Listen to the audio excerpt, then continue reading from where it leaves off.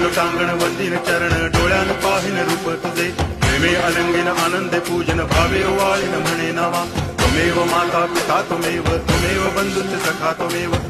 विद्या करुणं त्वमेव सर्वं मम देव कायेन वाचा मनसेन्द्रियैर्वा बुद्ध्यात्मना वा प्रकृति स्वभावात् करोमि यद्यत् सकलं परस्मै नारायणायति समर्पयामि अच्युतं केशवं रामनारायणं कृष्णदामोदरं वासुदेवं हरि श्रीधरं माधवं गोपिकावल्लभं जानकीनायकं राम